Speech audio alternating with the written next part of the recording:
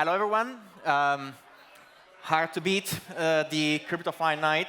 I will try my best. At least I can try to explain you how you can build a company that can go from 0 to 109 billion in market cap in 10 years. So also today, I want to present you not only USDT as a stablecoin, but Tether as a live mission, Tether as a brand, what we are doing globally, what we plan to do in the future, what we bring to the world, right? What we bring to our communities, why we are different from our competition, so many things. So thank you for coming. So Tether to me is more than a stable-coin. It started in 2014 with a simple idea. It started with being the backbone across all the crypto exchanges. 2014 was a completely different time. In that time, there were just few exchanges. There was Bitfinex, Kraken, Bitstamp, Coinbase, OKCoin. That's it, right? Not much else. Mt. Gox was already gone or was on the brink to be done. So the industry was super small. Moving money, moving fiat from one exchange to another was super difficult. It was taking days. So the crypto arbitrage was basically impossible. You know, buy low, Bitcoin low on an exchange, move the Bitcoin to an exchange where the price is higher, sell Bitcoin on that exchange where the price is higher, move the dollars that you got from the sale back to the exchange where the price is lower, and rinse and repeat. That thing is called arbitrage. And that was basically impossible in 2014. So Tether team had a simple idea. Let's use the best technology we had back then that Bitcoin brought to us, called blockchain. Let's just put a dollar on top of it. Super simple. You know, almost everyone could have had that, right? But what really changed is the execution. The execution that the team made over the years, right? Amidst all the difficulties, all the changes in the crypto industry, you know, all the players came and gone. Tether has been a pillar of presence, a pillar of trust over so many years. It's 10 years. This year will be our 10-year anniversary, right? From 0 to 107, unfortunately, I was forced to submit the presentation just a few days ago. We were 107. Today, we are 109. Things change rapidly. So just a few numbers I think are interesting. You know, there is always, you know, in our industry, there is a lot of FUD over the years. I think Tether has been the most scrutinized company in the world, not just in crypto, just in the world, right? We have been subject to a lot of pressure, a lot of demands from regulators, from community, from competitors, and so on. We always withstood the trial by fire. We always proved that we are built differently. So in 2022 alone, we were able to redeem in 48 hours $7 billion. That was 10% of our reserves. In just a few days after, in 20 days, we were able to redeem $25 billion. That were more than 25% of our reserves. So these are numbers that no player in the banking industry can afford. No player in our industry can afford, right? We have seen how big players like FTX last year went down, well, 2 years ago now, you know, went down the bin because they couldn't withstand to a lot of redemptions, a lot of withdrawals, right? One thing is words and claiming you are stable. Another thing is proving it constantly for 10 years that to your community that is always growing, is more demanding, is more diverse. So just a few numbers. The profits last year were great. 6 billion in profits. We were named probably the most profitable company per employee in the world. The reason of these profits is because the market cap is so high. We are exceeding $90 billion in U.S. Treasury bills. You know, the U.S. Treasury bills are the closest thing you can have to a dollar banknote in your bank account. So this brings us, and thanks to the profits, that for the vast majority, we kept these profits within our reserves, within the stable coin, we are now 106% collateralized. So we all know that in the banking industry, banks are doing fractional reserve. Most of the banks are lending out up to 90% of their balance sheet. You deposit something in the bank take it out and lend it out to someone else. Up to 90%, that is crazy. On the other side, you have players like Tether, well, actually only Tether, that is 106% collateralized. So that $6 billion that we made in profit, right, they were rightfully profits for the shareholders. We decided to keep them inside the company to further back the stablecoin. Because when you are in an industry that is ever-changing, when you see banks like Silicon Valley Bank, Signature, Silvergate, Credit Suisse that are failing, right, you want to prove that this industry is creating something different. This industry can bring something new to the industry, can prove that you don't have to, lend out other people money in order to break a buck. So this is one of the reasons why, the traditional finance is upset with Tether, is because, how dare you to do something better than us and make more money than us while you are doing it. So, it's something that I think many companies in our industry are facing, this type of pushback from the old guard of the traditional finance. But for us, it's super exciting because we found ourselves in a situation that is completely, impossible to predict just a few years ago. The interest rates so high due to the inflation, that we all know about, pushed the central banks to increase the interest rates. And so, as I said, today, Tether has more than $90 billion in US Treasury bills. If you think that today we are in UAE, UAE has less than 90 billion. Spain and Australia has less than 90 billion. If Tether was a country, we would be at the 20th place in the list of countries holding more US debt. Just think about China. 2-3 years ago, China has $2 trillion in US debt.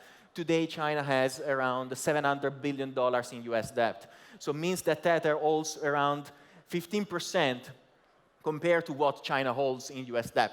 It's crazy, it's absurd that a small company started 10 years ago by a few people from the crypto industry, Bitcoiners at heart, find themselves in a situation to hold such a huge amount, almost more than the vast majority of the countries on this earth of US debt. Also, over the years, we have been questioned on our banking relationships and how we would improve them. Well, first of all, we had always solid banking relationships. Some of our competitors that were claiming, we are the best, we are the most regulated, we have the best banking, almost died last year because they were subject to the failure of Silicon Valley Bank. So we are using Cantor Fitzgerald, is one of the top tier custodians in the US for securities and specifically for treasury bills. So it's something that over the years we improved, right? We kept thinking how we could make it more solid, how our product could be safer and safer for our user base. So in order to make it safe, of course, we have to also make sure that we monitor our product properly. Over the years, we helped to block 1.1 billion USDT from all the exchange scams, all the pig butchering scams, the romance scams, all the stuff. We work proactively. You might have seen myself directly on Twitter, working with the community, getting feedback, and doing our own research, of course, working with law enforcement, and freezing these funds. We were able already to return more than $100 million of these funds that we were able to block, and it's in progress to return the rest. Right? So this is, I think, although we are an industry that celebrates decentralization, anti-censorship. I'm the first person that believes in the importance on anti-censorship. But at the same time, if you are a stablecoin, if you are a centralized stablecoin, if you want to work with strong, solid banking partners, and you have the tools to help your community, you should use those tools in the best way possible. So I'm really glad that we were able to help people that lost their life savings because their DeFi projects were hacked. Their friends were, told them to invest somewhere. They got scammed, got rug pulled. So all this 1.1 billion amounts all to all the craziness that happened in the industry that we were able, working with law enforcement, to catch and freeze. So Tether is a global phenomenon. We work with, over the years, we worked with 124 law enforcement agencies in more than 40 different countries. We onboarded recently the FBI and the United States Secret Services to help with their funds. The victims should be able to get, in timely fashion, the funds back, right? Of course, we try our best. It's not always possible. If you get scammed, if you get hacked, we have an email address you can contact. It's called inforequests@tether.io. You write. We have an amazing team. It works. Again, we work with law enforcement. Wherever you are, we try our best to try to catch the funds before they move to somewhere else that cannot be tracked anymore or can be frozen anymore. So let's see. Another important and interesting reason why Tether grew so much in the last years is the focus on our user base. Who are our users? So we all know that there are 3 billion people in the world that are unbanked. 5 billion people in the world that live in countries with high inflation. These people, the unbanked people, for example, are extremely popular in Central Asia, in Asia in general, but also in South America, Central America, in certain countries of Middle East and so on. These are not bad people. These are people that live in countries that are too poor to be of interest of the banking industry, especially the US dollar banking industry, right? These are people that earn $100, $200, $300 per month, so they don't have huge saving accounts. They don't have big checking accounts. But so the banking industry cannot make enough money on them to keep them as a customer, so they are left alone. So they look around. In their country, their national currency is going down the bin. They need something. And of course, you could tell them, oh, use Bitcoin, use this and that, these other cryptocurrency. But they don't have yet the time. They have bigger problems than trying to understand exactly what is Bitcoin, the risks, what are the cryptocurrencies, what are the risks. The only thing that they know and that can help them immediately is the US dollar. They cannot get the US dollar normally. They turn to Tether. They found Tether, and now they spread the words to their family and friends, and that's exactly how Tether got that big. Tether never had, before 2022, a marketing team, right? So I wish I was able to tell you today, oh, we are $109 billion market cap because we were great, we were perfect, we were beautiful, and everyone loves us. No, people found our product useful, people found our product easy to use, and they started using it, and they start telling to their family and friends. That's I think, the most beautiful story that someone could tell, right? When you create something that is useful, and you don't have to spend much in marketing just because it works. Last year, we made 10 trillion USDT in volume, so USDT made $10 trillion in volume. We account for more than 300 million users of USDT around the world. Again, 90%, well, more than 90% of these people are living in emerging markets and developing countries. You will never find a person in Europe or in the United States leaving aside DeFi. You will never find a person in Europe and the United States that is using stablecoins for their day-to-day needs. In Europe or in the US, you don't need stablecoins. because you have the best banking rails, you have the credit cards, debit cards. In the US, you have today $1 trillion of debt taken with credit cards and debit cards. With stablecoins, you cannot take debt, right? So you cannot have your crypto wallet go below zero. It's impossible. So that's why in these jurisdictions where they have access to capital, to liquidity, it doesn't make any sense to launch and use stablecoins, at least for day-to-day use. But we are seeing how 300 million people, good people, that are left behind by the financial system need stablecoins in the emerging markets. Well, some headlines. You can see Argentina, you can see Turkey is a huge market for USDT. You can see Nigeria is also a big market. Everywhere there is a currency. In Argentina, think about that. The Argentina pesos depreciated 98% against the dollar in the last 5 years, 98%.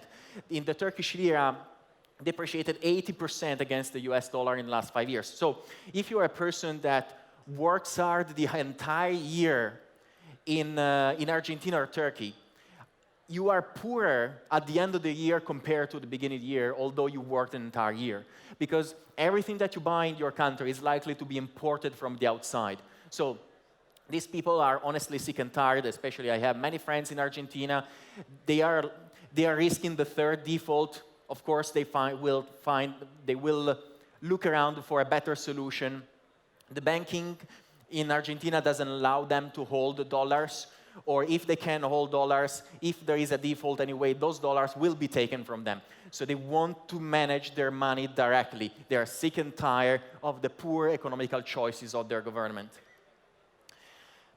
USDT is great for cross-border finance, online commerce, the gig economy. If you are, an influencer, you are building your online presence, you can be paid by anyone everywhere.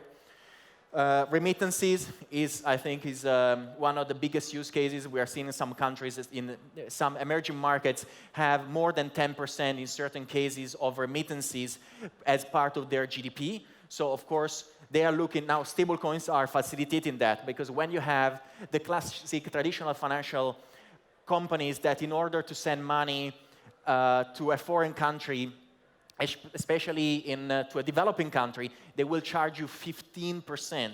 Right? Imagine you work the entire month to send money home to your family, and you get taken out 15% just to move the balance in a database. That is insane, right? That is something that has to change. I'm really glad that with Tether, we are forcing the old guard of finance to have to adapt to a better tool that is eating their lunch. As a saving tool, again, if you live in emerging markets, you don't have a bank account, using a stable coin like USDT allows you to start saving. Saving in cash was always difficult, but now you can start building. You have the new opportunity, you have a new optionality that you never had. But Tether is also recently announced its expansion beyond the finance. So this is our logo that, as many know, that is the logo for our financial platform, Tether.to, is where we issue the stablecoin, is where we have also other stablecoins like Tether Gold. Is a great idea, is a stablecoin 100% backed by gold. And but today also we are launching a new website that tells our story. Our story is much broader than purely a stablecoin. It's a story of innovation. It's a story of people that are in this industry because they see the need of a change. They are keeping the vast majority of all the profits that the stablecoin is making inside the company, reinvest in many projects that are aligned with our vision of disintermediation, not only from finance, but for artificial intelligence, for communications, for education. There is so much to do. We hope that many of you guys that are here listening are going to join us in this journey. So we have 4 pillars. We have finance, power, data, and education. So you might have seen some news about Tether investing in Bitcoin mining and renewable energy. So I'm a Bitcoiner. I think that when in up to 2019, the vast majority of Bitcoin mining was done in China. Everyone was complaining. Today, more than 50% of Bitcoin mining is done in the US. Of course, you can say that US is a safer place from certain point of views for Bitcoin mining, but the problem is that Bitcoin mining should never be concentrated in such high quantity in a single country. Is a problem from the geopolitical point of view, is a problem for the stability of, could become a problem for the stability of the grid. So with Tether, we realized that there is a problem in Bitcoin mining. We have the resources. We started working with Uruguay, Paraguay, El Salvador, and a few other countries to provide them the tools to start mining themselves. We provide them of course, our team. We give them all information, our contacts with the miners. We invest ourselves. We invest more than $500 million last year of our own profits in Bitcoin mining, just to make sure that Bitcoin mining can remain decentralized and distributed across the globe. Also, we realized that it's unfair to take energy from households and production facilities. So we focus on also building renewable energy solutions. For example, in El Salvador, we focus on the renewable energy through the volcano mining and the volcano geothermal energy. That is a brilliant, beautiful solution that lasts many years, many decades once you build it.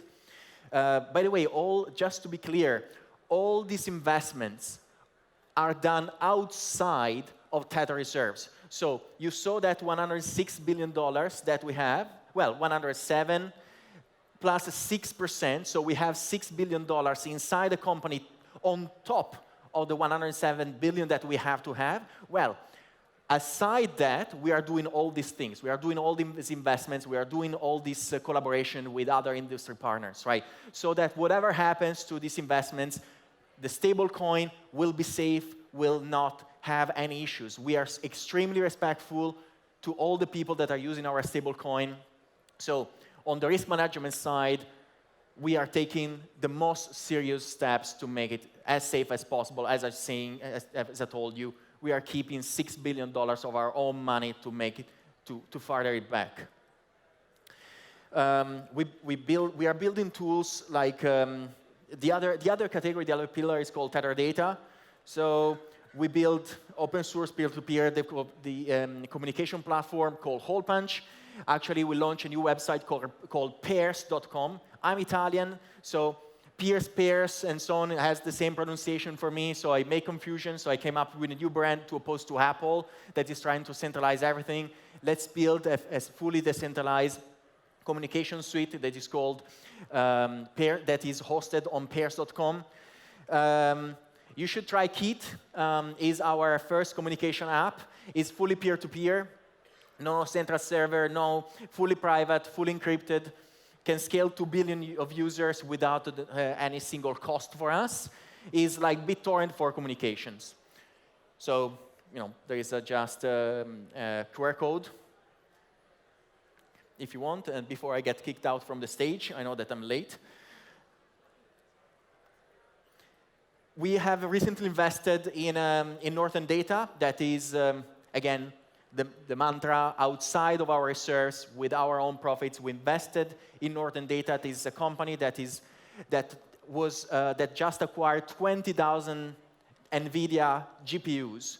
Why? Why a stablecoin or a company that started from being a stablecoin is doing that? Because we have seen what happened with Gemini 1.5. We are seeing what is happening with many AI companies. They are turning evil. They are using their power for political bias. We believe that it's important to build a platform that leverages it, that allows good companies that come from different places to build AI tools that are not politicized, right? So that is something that we strongly believe in. We fortunately find ourselves in a situation where we have the resources to make that happen. So if you have any interest or have access to GPUs in a fair way, in an open way, in a transparent way. Go to Northern Data. They have a beautiful website. They can help you, right? So we launched also an education initiative. This is not a classic, oh, I'm going to teach you about the USDT and the blockchain. Is an educational platform that aims to disintermediate education. The word education, especially after the pandemic completely changed. So we believe that education is going to be more and more digital, and there is nothing that we can do to stop it. So it's better to embrace it and support it and build platforms that, first of all, are protecting the privacy of the people that are learning, that a platform that creates the right incentives to have the highest quality of teachers, and a platform that is not only, again, for just blockchain teaching, but you can learn online marketing, you can learn plumbing on the courses that we are building. You can be the best electrician possible. It's, online education is not only for digital education, it's for everyone and everything.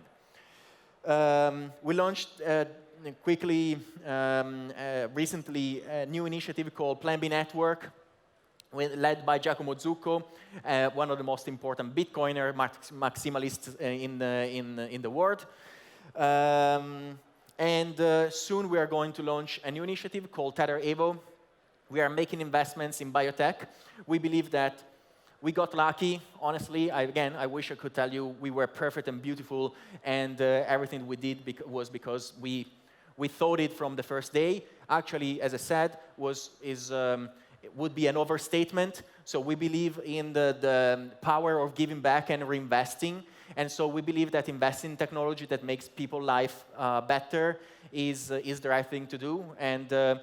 And I want to say, finally, that everything that we are doing is also thanks to all of you guys that are using USDT, because with the growth of USDT, we are able to collect all this interest and interest from the investments and reinvesting in things that I think our community do care about. So, well, this is still Tether Evo. And, we are doing everything because we believe in disintermediation, as I said. We need to fix the world. We are trying to do it in a really simple way. It's a small drop in the ocean, and I understand, but it's what we like to do. So thank you very much. This is our new logo and motto, Unstoppable Together. Thank you again.